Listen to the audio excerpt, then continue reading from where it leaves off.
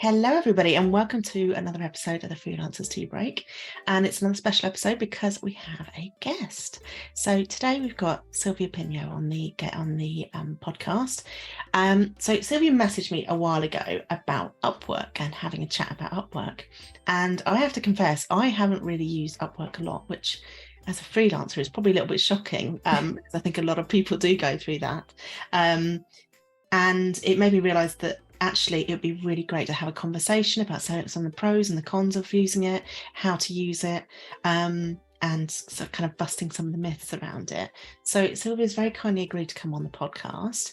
So first of all, I'll pass over to you, Sílvia, and why don't you do a little intro and tell us a bit more about your freelancing journey? Yeah, so my name is Slvia. I've been freelancing since 2013, all on Upwork. And I now do social media management, social media strategy, and I also teach other freelancers how to, get started, get their first client on Upwork and all that good stuff. So that's me in a nutshell, I guess. And did you start out using Upwork from sort of the very beginning of your freelance career? Yeah, I kind of learned about freelancing from Upwork. It's funny, I literally Googled how to make money online, and I found one of those listicle articles that had Upwork as one of the options. It was back then, it was Odesk. I guess I barely remember the whole process, but I created an account. At the time, I started by doing illustrations because I was an art student.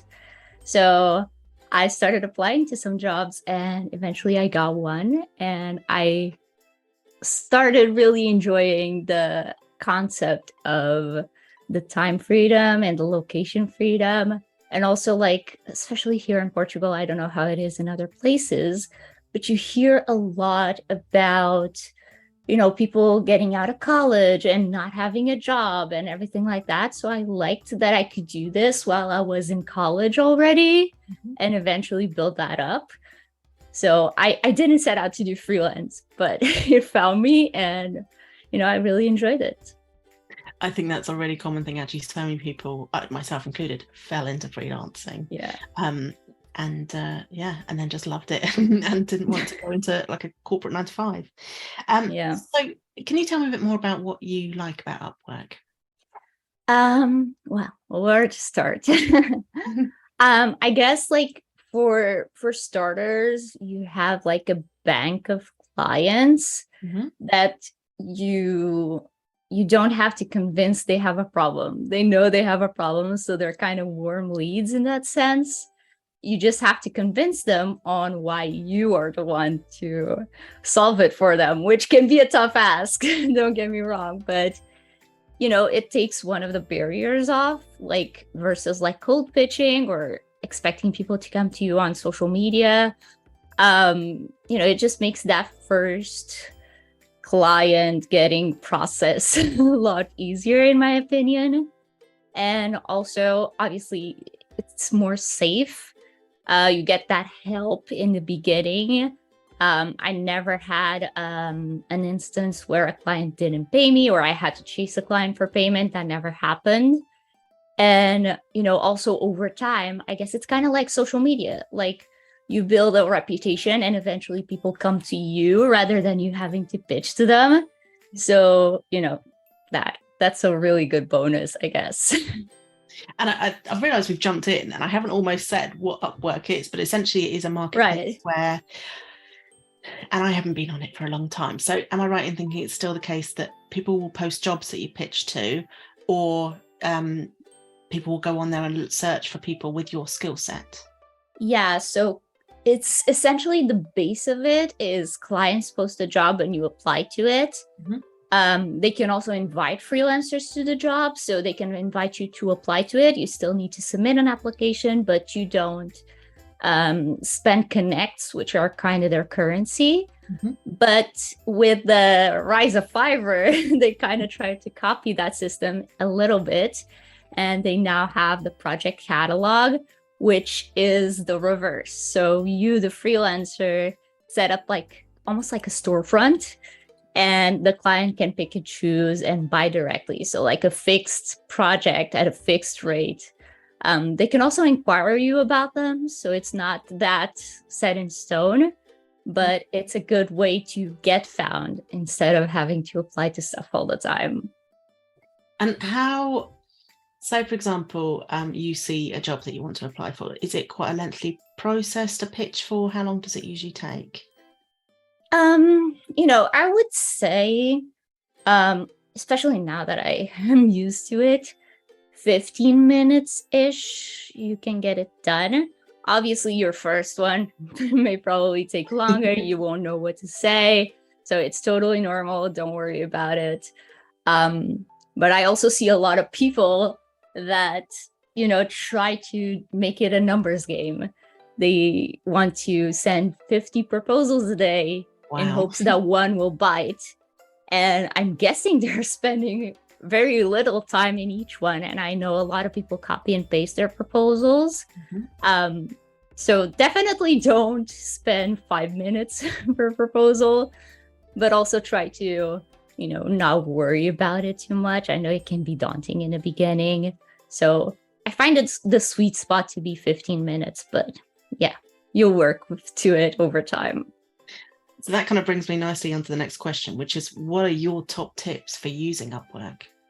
Yeah, gosh, I have so many. But I feel the most important one, and this goes for freelancing in general, not just on Upwork, but it is to know what you're selling and really know it, not just, okay, so I do social media now.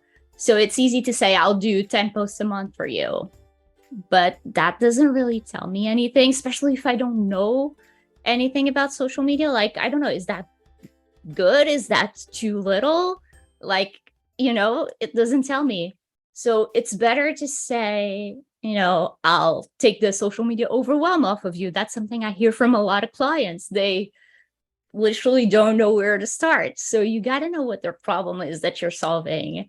Like, are you getting them more sales? Are you getting them their time back? Like, what are you really doing? And then making sure to shout that from the rooftops. I like to say, like, on your profile, on your proposals, you can still mention the features. Like, you can still mention you get 10 posts a month and all that good stuff, but maybe towards the end a little bit.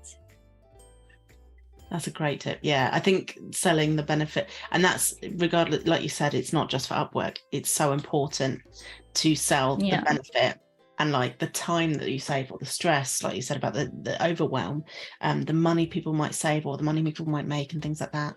So yeah, that's a great tip. Now I'm going to come to the really meaty question. Actually, no, before I do that, is there anything you should avoid doing on Upwork? I mean, well, we've talked about the avoid batching stuff, avoid treating it as a numbers game, because what will happen is then the client will feel like just another number in your list. They will see it's not customized and they'll just move on to the next one. On that note, it's something a lot of beginner freelancers fall into the trap of, is they see a lot of competition and they think, oh, wow, I'm screwed because I don't have any experience, or, they won't want to pick me, so they discount their rates. I did this myself a lot. I charged very low for a really, really long time. So I'm talking from experience. Don't do as I say, not as I do. But try to find another way you can stand out. My personal favorite is to include a video. I like to use the Loom and record a quick little 1 to 2 minute video to send with my proposals. So it adds that personal touch. And, the video can be copy pasted, I mean, you can, but it wouldn't make sense. It would be too obvious. So making it personal, adding something different. I remember the first job I got on Upwork. It was an illustration job, and I think I got it because I included a sample. So the job basically to put it short, it was to illustrate someone's adventures, someone that was a traveler. So I created a quick little sketch, literally on a Post-it note, of what I envisioned the character to be. And I sent that to them. And I mean, I probably didn't have much on my profile. So that little thing probably put me ahead of many other people that were applying. So making sure that you personalize stuff, and also that you fill your profile to the most. Like, add portfolio items, you can actually request testimonials from people outside Upwork. So make sure you add all the social proof you can, because with a new profile, they need to trust you in one way or another. So finding that trust, usually through portfolios and testimonials. And if you don't have any portfolios or testimonials, get a bit of client. Like, do something for free or for very cheap for a friend or family member, and make sure to add that there, because it's going to be really important. Especially with things like illustration and things like that. You can just but with everything. Your own designs. You can just do your own designs of things, and that can be part of your portfolio. It doesn't have to be for a client. Yeah, with social media too, I say that a lot. Like, create an account for yourself, and start doing posts to promote yourself on the side of Upwork. I really think people should try more than one thing. Don't be everywhere, but try maybe 2 things to promote your business, and one will work.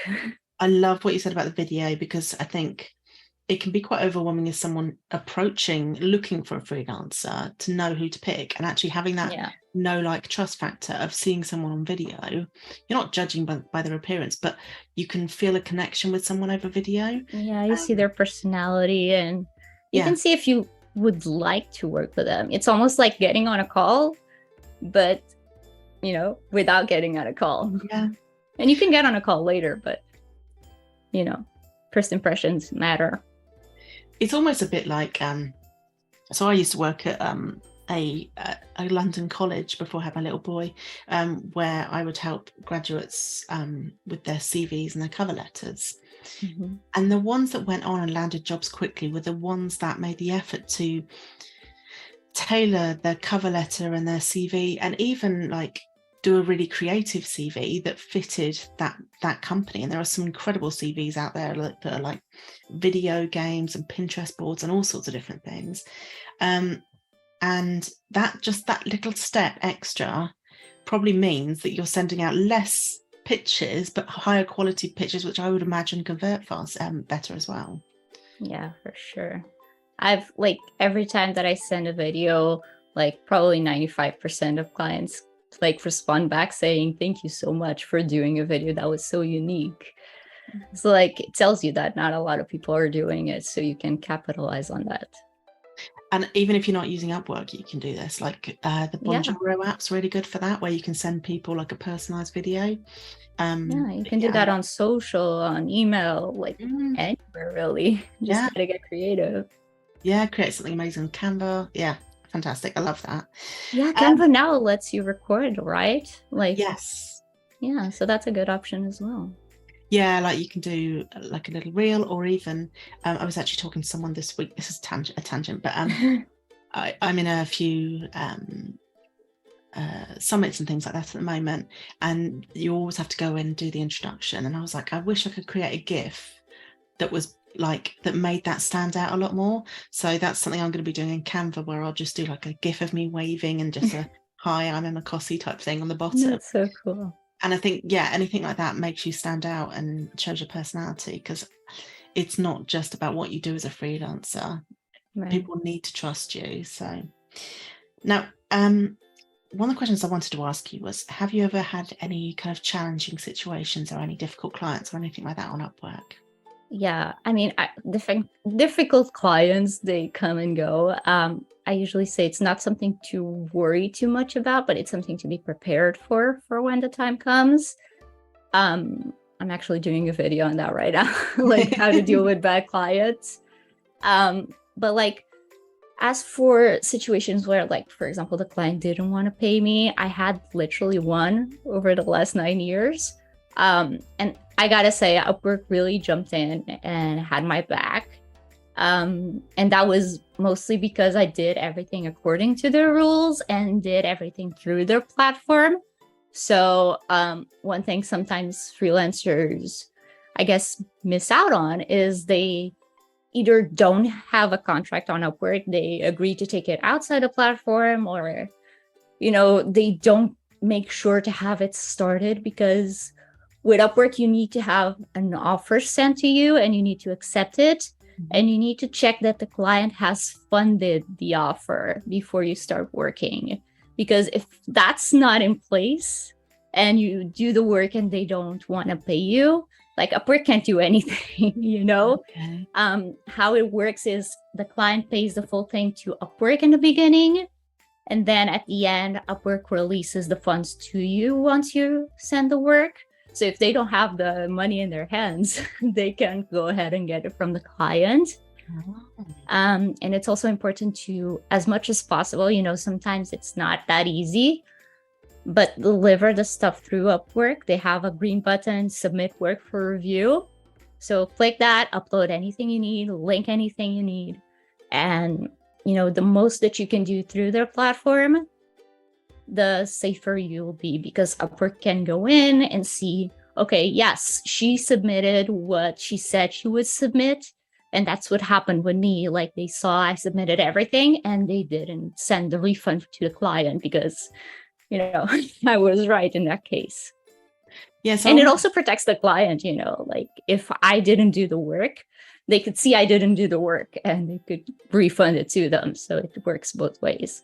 So almost sometimes I have freelancers who come to me and say, look, I really like the idea of freelancing, but I don't like the lack of security or the chasing of clients. And it sounds like this could be a really nice way of working around that a little bit. Yeah, I mean, they do take a fee, and a lot of people, complain about that. And rightfully so, it can be tough, it can be hefty, but it's something you can work into your rates. So consider that as kind of a cost of doing business, but work it into your rates so you get paid a little bit more than you would outside Upwork. But, the rates are there to, obviously Upwork making money, but also so they can keep the platform as it is, and help you if you need to. So the one question, I know everyone's going to be screaming at this episode because it's the one question I think people want to know. So is Upwork freelance work lower paid? And if is a kind of, I guess that's a big myth, that marketplace work through these kind of marketplaces means that you'll be charging a lot less because it's a kind of a race to the bottom. So I just wonder what your thoughts are on that. Yeah, and we kind of talked a little bit about this. Like, usually that stems from a lot of competition, and also a lot of competition from countries where people may be able to charge lower. Like, for example, I'm from Portugal, so I could definitely charge lower than I do, but it wouldn't be fair to either my clients or myself. But definitely that's easy to see. Okay, this person is charging $5 an hour, so I must charge that or less, especially when I'm first starting and I don't have any bigger selling point than my price. But that's definitely not the rule, I guess. You can definitely charge higher prices, fair prices on Upwork. You just got to be able to back that up. And there's definitely clients, don't get me wrong, that want to pay like dirt cheap for something, but it's kind of like you get what you pay for, and a lot of clients are starting to understand that and are willing to pay more for more quality work. Like, for example, there are clients that come to me and say, oh, but X person charges cheaper. And then they go ahead with that person and then they come back to me and say, it didn't work out. They messed up everything. And I'm like, I can help you now, but we got to fix what's been done already. So a lot of clients are definitely opening their eyes for that. And also, kind of answering your question a little bit better, you can filter jobs on Upwork. So you can essentially, I would say they have 3 stages. They have I'm now forgetting what they are called. They have entry level, intermediate, and expert. Okay. So unless it's your very first job on Upwork, I would really encourage you to not see any entry level stuff. So take the intermediate, the expert, and don't see any entry level, because that's where you'll see the price shoppers at. So you can filter them out essentially and only apply to those that you think you can, convince them that you have a higher value. I think actually one of the most important things you said was a little bit earlier is about how I'm having a brain burp now. What was it you were saying about how adding that extra value and showing other ways to stand out other than your price? I think that was so important, because I think everything you said here about kind of the extras you do and things like that shows your value much more than just being the cheapest one on the table. Yeah, for sure. You gotta show like why you're charging that rate, and it's not always just talk. You can show it in different ways for sure. And like the more you can, again, have portfolio items that prove to the client that you can do what you say you can do, that you have testimonials of people vouching for you, the more you have from that, the more you'll be able to charge for sure. And something a client actually advised me to do in the beginning that I still to this day keep in the back of my head is, especially in the beginning, you want to try to raise your rates with each new client that you get. Because, I mean, with each new client, it comes a lot of experience, You learn a lot more about freelancing and about your skill. So it's only fair that you keep raising your rate until you reach like your desired rate, and then maybe evaluate year over year or, quarterly or something like that. Love that. We did have another submitted question actually, which is what kind of work is profitable on Upwork? But I guess maybe one way of looking at it is Upwork for all industries? Is it right for all industries, or are there certain industries that it doesn't work as well for? I mean, I definitely don't know about all industries. I know I've tried illustration, I've tried design, I've tried translation, VA work, social media. I've tried a lot of stuff, but I haven't tried them all, obviously. Yeah. But I think you can make, again, anything profitable if you know the value you're selling. And I'll sound like a broken record, but you need to be selling something valuable and you need to believe in it. Because if you're charging a lot for something you don't believe they're getting value out of, it's going to be really hard to convince the client of the value if you don't believe it yourself. But if you can back it up, if you can show the value of your work, like, for example, if you do social media ads, show them the return on investment, like show them that you mean business and that they're actually going to get their money's worth. If it's a bit more like you're getting them time back, show them that, show them how many hours they can save, and they'll probably know how valuable those are for them. So, get creative again in showing your value. Yeah, and I don't think that's a broken record at all, because I think regardless of whether you're looking at Upwork or not, the value side of things is so important to understand. And I just love all those little gold nuggets you've given us of those extra bits that you do and the way you stand out, and not limiting it to how much you charge. Mm-hmm. Yeah, I feel like everything I teach people about can be used outside Upwork. It's just that it's probably more important to remember if you're on Upwork, because of that kind of pull that people feel to charge lower. So it's important to have that little reminder. Yeah, it's that panic sometimes, isn't it? Oh gosh, everyone else is doing that. But then you just have to do double the work if you did that. So yeah, it doesn't quite work out that way. So if you are listening to this and you're thinking, oh, maybe I will give Upwork a try. I know Sílvia has an absolute treasure trove of resources, and she's got an email freebie that might help. So Sílvia, do you want to share some of the ways that people can find you online? Yeah, so the best way is definitely through Instagram. That's where I'm most active. It's at the Sílvia Pinho. You'll probably have it in the show notes because I know a lot of people won't be able to spell it. But Instagram is where I hang out literally every day. I answer all my DMs and I'm always there to help you guys. I also do videos every single week on YouTube. So those are very Upwork centric, but also they have a lot of tips about freelancing in general and dealing with clients. And I do have a freebie. It's linked in my Instagram bio, but you can probably also link it in the show notes. And that is a 5-step checklist for, I guess you can call it Upwork success, to help you get your first client on Upwork. And it's some of the things that we talked about today, but also probably a lot more. So check that out. Thank you so much for coming on. This is really interesting. I've actually written down lots of notes as well, because I think there's so many bits of gold there that you've shared, and I can't wait to share it with everybody. So thank you so much for coming on. Yeah, no problem. I'm glad to be here.